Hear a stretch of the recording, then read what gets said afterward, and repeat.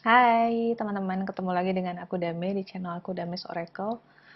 Ini jam setengah 10,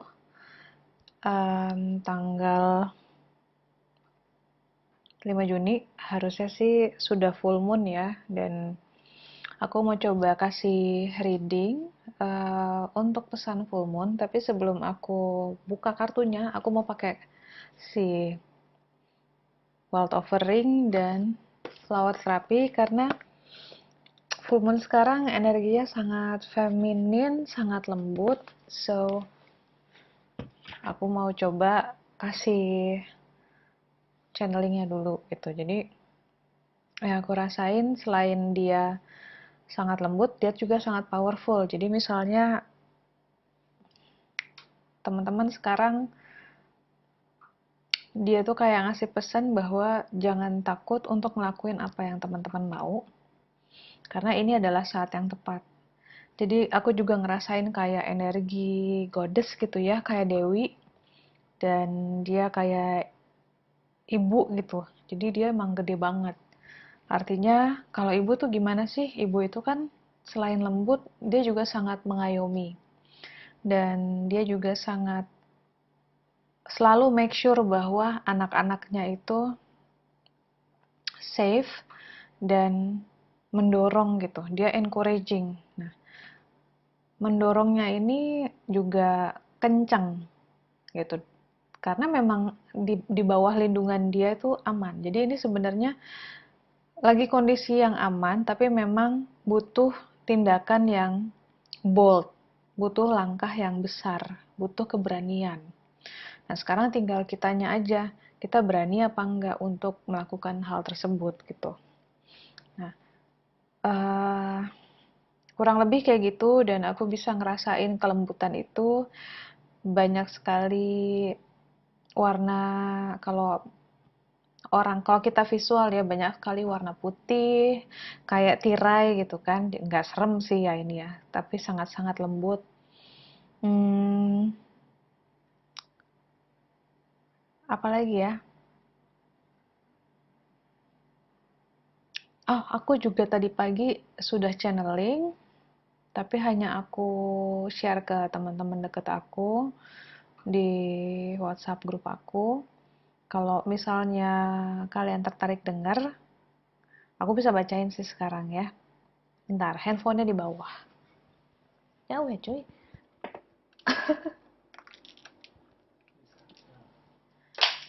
Bisa.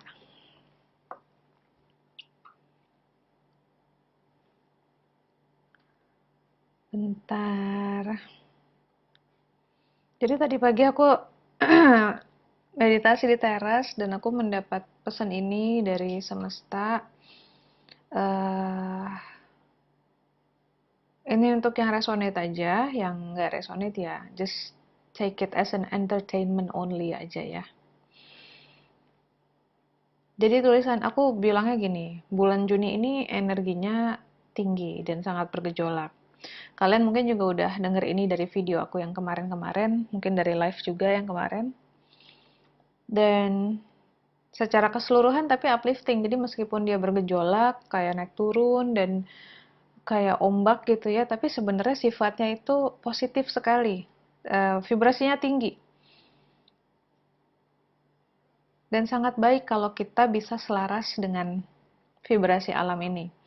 Banyak light beings, banyak makhluk-makhluk dengan vibrasi yang dari dimensi yang tinggi, dari uh, astral yang juga baik gitu ya. Terutama di malam ini dan hari ini banyak yang turun ke bumi. Dan energinya meskipun penuh cinta kasih, tapi sangat powerful. Dan bisa nge-boosting energi besar-besaran. Karena bagi siapapun yang ingin berubah ke arah lebih baik, para guru dari alam astral dan dimensi-dimensi tinggi serta energi alam gak akan main-main mendukung niat baik kamu.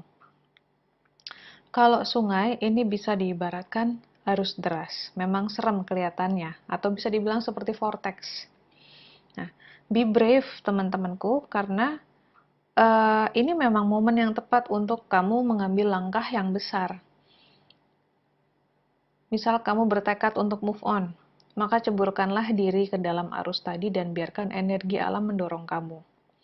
Atau jika ada yang bertekad ingin resign, ingin menikah, ingin sesuatu yang besar, beranikan diri untuk just do it. Maka arus deras ini akan menyokong niat baik kita. Modal cuma modal kita cuma dua, keberanian dan mengizinkan segala sesuatunya terjadi sebagaimana alaminya, alam yang akan menentukan. Jadi buat teman-teman yang masih mau meditasi bulan purnama, misalnya terhubung dengan energi alam ini, masih bisa selama 3 hari ke depan, ini masih akan tinggi, niatkan terkoneksi dan selaras dengan alam, lalu berserahlah. Jadi jangan sampai kita udah niatin terkoneksi, tapi kita masih ngatur di pikiran kita, ini harusnya kayak gini nih, ini harusnya kayak gini caranya, itu percuma. Karena yang tadi aku bilang, kita cuma butuh dua ini. Kita cuma butuh berani bertindak, berani mengambil keputusan. Yang kedua, berserah. Jadi kalau kita udah ambil keputusan, alam akan menggerakkan kita kemanapun kita harus ikutin. Jangan kita yang ngatur. Kalau kita udah berani, terus kita ngambil keputusan, kita yang ngatur sama aja bohong. Ini tidak ada unsur bantuan dari alam semesta lagi. Tuh. Kemudian pesan selanjutnya, gejolak energinya memang tinggi seperti di pantai, seperti pantai selatan. Kalau yang udah sering ke pantai selatan pasti tahu kayak apa kan gelombangnya. Jadi ini akan wajar kalau misalnya bikin kamu kesabarannya kayak menipis gitu. Jadi pengen marah, jadi dikit-dikit tuh tegang gitu kan. Terus kadang-kadang ada yang jadi melo, kadang-kadang akan teringat hal-hal yang gak nyenengin gitu. Nah, sebenarnya itu terjadi karena vibrasinya tinggi banget bulan Juni ini. Jadi vibrasi yang tinggi akan menampakkan banyak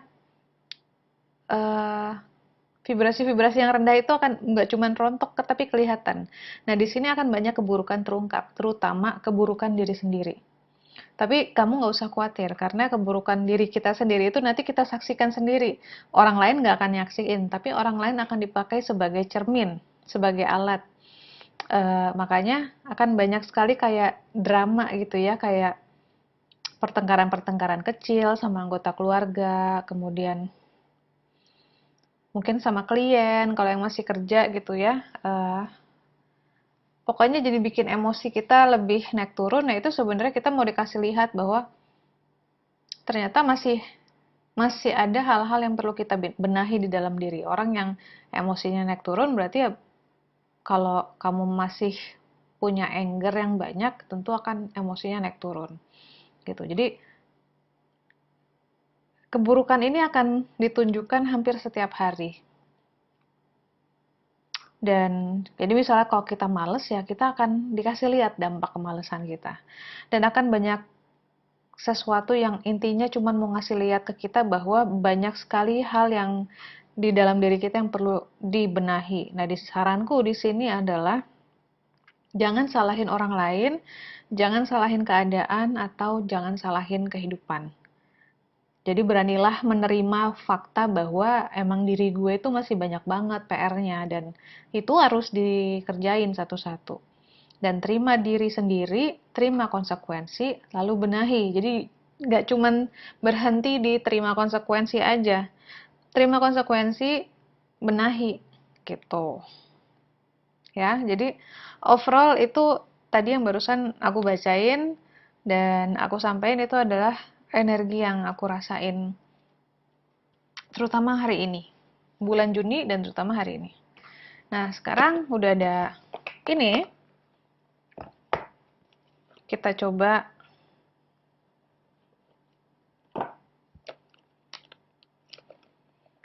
aku lagi mikir, gue kasih pick up card apa enggak ya? Oke, aku coba ambil 3. Kamu pilih antara nomor 1 sampai 3 ya. Ini nanti aku bacain. Aku nggak bisa kasih lihat spread kartunya, pokoknya pilih aja nomor 1, nomor 2, atau nomor 3. Jangan pilih tiga-tiganya, karena kita kan maunya kan kita punya satu message spesifik buat diri kita. Kalau tiga-tiganya nanti sama aja bohong. Itu akan jadi pesan general. Kalau pesan semesta yang lain boleh pilih semua, tapi khusus malam ini pilih satu aja. Ini aku akan, segitu aku shuffle, aku langsung bacain buat teman-teman yang pilih kartu nomor 1. Ini adalah pesan full moon kamu. Jadi yang tadi itu udah secara general, sebenarnya udah mencakup semua, dan kalau teman-teman berani, buktikanlah dan lakukanlah niat besar itu.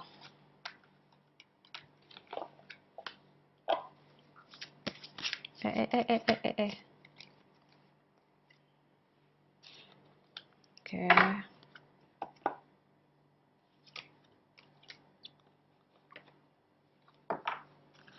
Seru ya. Artinya kesempatan untuk kita menjadi memanifestasi niat-niat kita, sebenarnya kesempatannya terbuka. Jadi semesta itu sebenarnya segitu baiknya sama kita.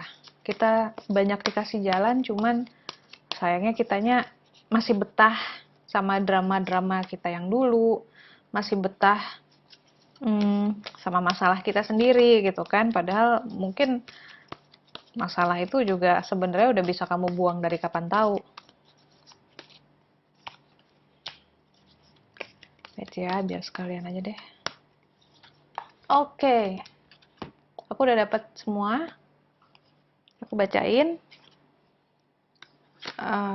Kamu dapat ini nih. Ini kartunya Your Wishes Are Coming True. Dan ini ada change. Tuh. Kurang akurat apa coba gue tadi kan?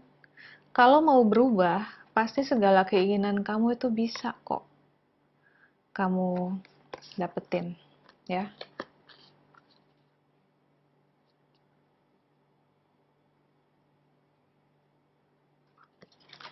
Jadi di sini kalau yang ini bilangnya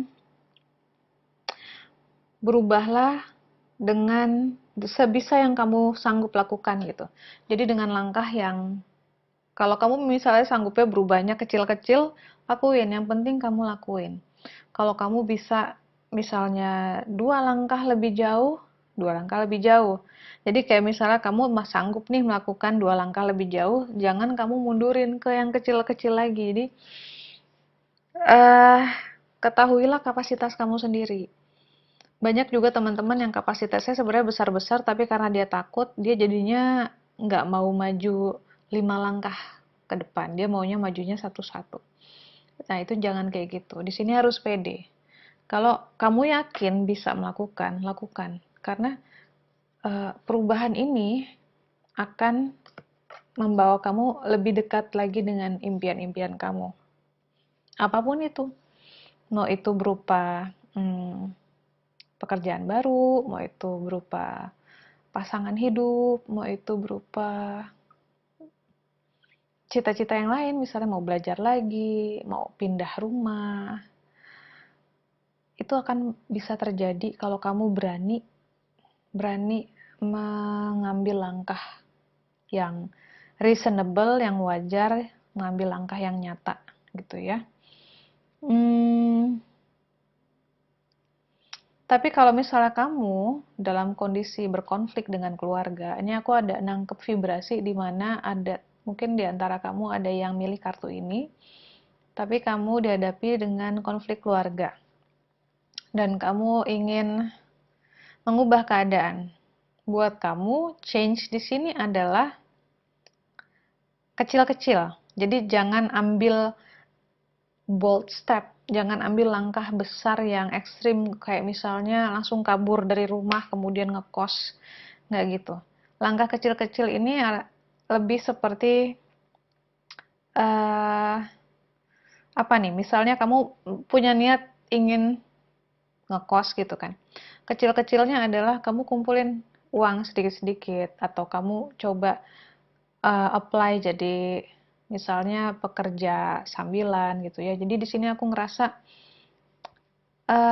lebih small steps, atau kamu bikin bisnis kecil-kecil, kamu misalnya jualan sesuatu gitu ya, sebenarnya lebih seperti supaya fondasi kamu kuat dulu sebelum kamu hidup mandiri gitu kan. Plus juga usahakan pelan-pelan menerima kondisi rumah itu. Pelan-pelan menerima bahwa kondisi keluarga itu kadang tidak bisa berubah gitu. Yang berubah itu adalah kita. Yang berubah itu adalah mindset kamu bahwa keluarga memang tidak bisa sempurna. Jadi daripada mengharapkan keluarga itu berubah, lebih baik kamu yang mindsetnya berubah, yaitu dengan memaafkan mereka dan menyayangi mereka apa adanya, tanpa mengubah, tanpa menuntut mereka untuk berubah. Nah, ini akan juga mendekatkan kamu sama goal kamu, yaitu kedamaian jiwa. Ya. Jadi buat kamu yang berkonflik di keluarga, cita-cita kamu nomor satu adalah find peace. Untuk find peace, yang pertama kali yang harus dilakukan adalah accepting.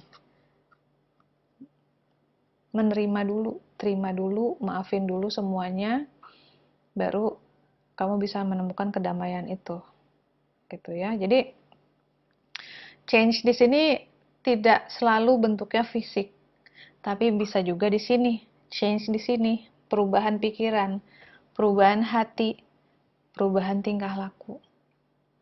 Nah, kamu tahu sendiri diri kamu yang mana, coba lihat misalnya kita sudah nggak bisa nih mengubah perubahan fisik, misalnya nggak bisa mengubah kelakuan orang lain, kita nggak bisa mengubah sikap pasangan kita nggak bisa mengubah sikap orang tua kita, ya kita ubah diri kita buat mereka, ubah tuntutan kita untuk mereka, lepasin semua tuntutan itu, jangan lagi punya tuntutan terhadap orang lain, relakan bahwa memang orang lain sudah diciptakan sempurna seperti itu. Dan dengan kita ikhlas, itu namanya ikhlas ya. Kalau kita akhirnya, oke, gue ikhlas terlahir di tengah keluarga yang tidak sempurna dengan ayah ibu seperti itu. Gue ikhlas menerima hidup gue yang pada saat ini mungkin sudah sempurna menurut Tuhan, walaupun menurut gue ini tidak ideal, tapi gue yakin pasti ada sesuatu yang baik. Makanya Tuhan mengizinkan gue berada dalam kondisi seperti ini. Nah, dengan sikap seperti itu nanti banyak banget perubahan kecil-kecil yang halus yang sebenarnya akan mendekatkan kamu ke impian kamu itu. Tuh, itu yang buat nomor satu ya. Jadi berubah dulu. Kalau ini udah bisa dilakuin, kamu akan semakin dekat sama goal kamu. Itu yang nomor satu. Dan nomor dua,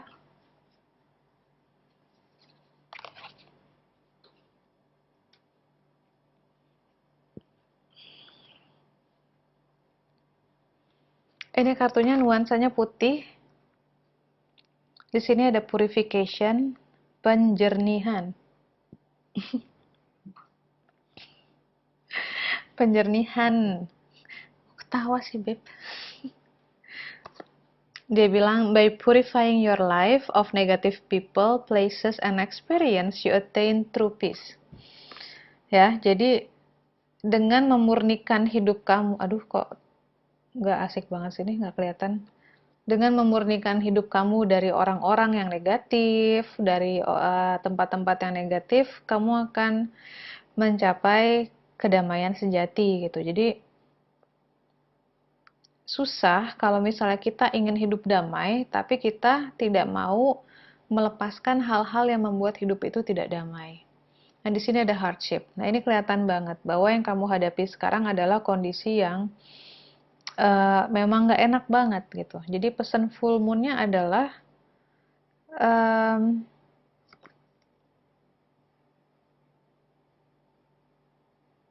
meskipun keadaan kamu sulit, ketahuilah bahwa kesulitan ini nantinya akan memurnikan jiwa kamu. Gitu. Emang kayaknya nggak masuk akal ya. Kayaknya nggak masuk akal, tapi anggaplah misalnya kamu udah melakukan banyak hal untuk melepaskan diri dari situasi ini, tapi nggak bisa. Anggaplah situasi ini caranya Tuhan mengasah kamu. Kamu tahu berlian kan? Atau mutiara deh. Berlian susah. Mutiara itu kan dia terbentuk dari butir pasir ya, pasir laut gitu. Dan gerusan-gerusannya juga gitu di dalam situ. Dan semakin tergerus, semakin cantik. Jadi kayak gitu. Yang namanya penderitaan dalam hidup atau cobaan atau challenge yang agak lama dan tidak berubah-berubah gitu, kondisinya nggak berubah. Anggaplah itu sebagai asahannya Tuhan untuk kita supaya jiwa kita lebih murni lagi. Bukannya jiwa kita kotor ya, tapi ya gitu kayak jewelries ya, kayak batu-batu mulia kalau misalnya kita lap gitu kan atau kita asah atau pisau gitu. Kalau diasah kan semakin tajam.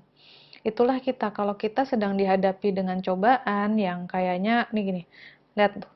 Ini kan kayak hujan nih. Awannya hitam gitu. Kayaknya kalau awannya hitam tuh hujannya bakal lama gitu. Tapi ya udah, hadapi dengan tabah dan ketahuilah bahwa nantinya kamu akan keluar dari badai ini sebagai pribadi yang baru, ya sebagai orang yang semakin kinclong, sebagai jiwa yang semakin bijaksana, gitu. Jadi di sini kalau yang tadi kebanyakan change, kalau yang kartu nomor satu, aku ngerasa change-nya lebih banyak di fisik, bahwa dia harus menentukan sesuatu, menentukan tekad gitu ya. Tapi kalau yang kartu nomor 2, perubahan di sini adalah dengan perubahan mindset. Jadi melihat suatu masalah yang berkepanjangan yang gak hilang-hilang ini, walaupun udah segala macam kamu lakuin, tapi tetap aja ada di situ, tetap bikin kamu susah. Jangan lagi lihat itu sebagai cobaan, tapi lihatlah itu sebagai asahan. Dan udah, syukuri aja. Oke, berarti ya udah, nanti semua akan berlalu. Di dunia ini nggak ada kok yang abadi. Bahkan kebahagiaan pun nanti akan berganti menjadi kesedihan. Kesedihan juga nanti berganti jadi kebahagiaan. Jadi sadari aja, suatu hari nanti ini semua akan selesai, dan segitu selesai, gue akan jadi orang yang lebih keren lagi, gue akan jadi orang yang lebih bijaksana lagi. Ini emang gampang diucapin, karena aku juga pernah ada di posisi itu, di mana penderitaanku panjang sekali, sampai mikir nih gue akan mati dalam menderita kali ya. Dan pada saat itu orang-orang juga ngomongnya sama ke aku, udah tenang aja, ini Dame nih akan keren setelah semua ini berakhir, kamu akan jadi orang yang mungkin keren lagi. Waktu itu aku ngedengerin itu mah bodo amat ya, gue sih nggak mau jadi orang keren, gue cuma pengen ini selesai semuanya. Tapi ya gitu teman-teman, emang nggak enak didengar, tapi aku juga akan menyatakan hal yang sama ke kalian bahwa ini nanti kalau sudah selesai akan membuat kamu menjadi orang yang lebih keren lagi. Dan kamu akan berterima kasih sama cobaan yang sekarang. Walaupun sekarang rasanya, aduh bodo amat deh, gue nggak minta jadi keren kok gitu. Gue cuman pengen seneng, gue cuman pengen bisa napas lega gitu kan. Tapi ya udahlah, belum saatnya mungkin, tapi tenang aja, meskipun belum saatnya, ketahuilah bahwa kadang lucunya gini ya, kita lagi ngerasa mejret banget nih, lagi ngerasa gempor banget sama hidup. Tapi lucunya teman-teman, ketika kita secara duniawi gempor, di matanya Tuhan itu kita lagi cantik-cantiknya. Di matanya malaikat, di matanya orang-orang yang tercerahkan, kita tuh sedang keren-kerennya. Jadi ya, mungkin itu bisa menghibur sedikit, tapi itu bener kok. Jangan patah semangat. Nanti semua akan berubah. Nomor 3. Service. Melayani dengan balance friendship. Ya.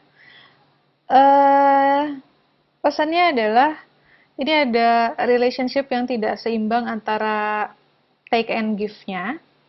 Di sini teman-teman yang pilih kartu nomor 3 disarankan untuk jujur kepada diri sendiri. Gila jidat gue merah men, gatel. Disarankan jujur kepada diri sendiri, sebenarnya selama ini relationship ini nggak cuman pacaran ya, tapi juga ada friendship, malah di sini lebih ke arah hubungan dengan orang lain yang sifatnya temenan atau tetanggaan atau antara mertua dan menantu, saudara juga. Malah ini bukan nggak terlalu tentang cowok atau cewek, ini lebih kepada itu tadi hubungan-hubungan yang lain tadi.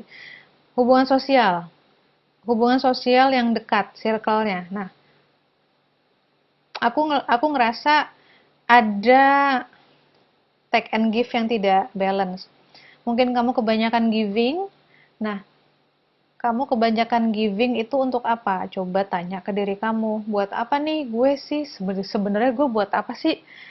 Kok gue baik banget sama orang itu ya, padahal itu orang ke gue kayaknya ala kadarnya aja. Nah, coba jujur sama diri sendiri, kenapa kamu baik sama dia? Apakah benar kamu ikhlas baik sama dia? Atau kamu gak mau kehilangan orang itu? Makanya kamu bela-belain kamu baik sama dia. Karena kalau kamu punya self-love yang cukup, ini akan berimbang. Gak akan ada satu pihak yang terlalu memberi, dan yang satunya lagi hanya ngambil gitu. Atau kalau kamu misalnya orang yang suka diberi gitu. Nah, sadar diri aja. Kayaknya gue udah terlalu banyak nih dikasih kebaikan gitu ya sama teman gue yang ini. Boleh deh gue sekali-sekali, atau malah ya kenapa enggak kalau misalnya gue balas kebaikannya dengan eh, freely ya, maksudnya bermurah hati lah. Kan murah hati itu kan nggak selalu harus bentuknya kasih uang.